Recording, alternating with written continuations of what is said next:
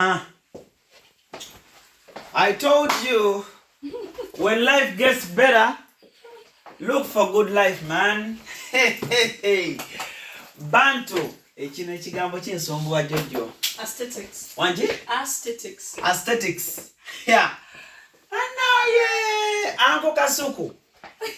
Wali baddo jake wa Jojo. Kwata kachai. Jojo. Oh, thank you. Oh, no, Omwana ga careful.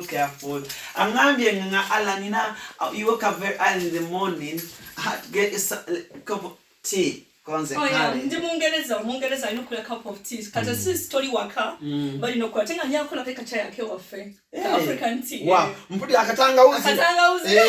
Okataddeko kamanyi nkawulidde. Unkulete ne by'Ekingereza.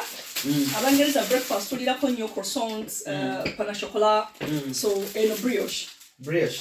Brioche omanyi? No, really. Kasi kuchai usually kumacha tebalya abamu tebalya breakfast eri heavy. Breakfast eri heavy ya weekend. But during the week ogenda mu cafe or just olya pain au chocolat, cake, croissant. Pain au chocolat. Pain au chocolat ise eninga brioche nenga mulimu gunke chocolate mutali pain au chocolat.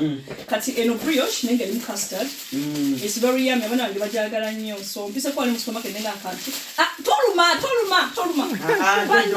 Obudde Jojo. Nedda toluma onyola bunyozi. Obudde Jojo tewaba budde. Kati olumye kati wantu baluma bintu okola bw'otyo ofuna makansi n'osala n'okola kitojja kola bintu eby'emasaka wa. Kati okwatako kimu. Ekyo kimu bwe kiti n'oyuza.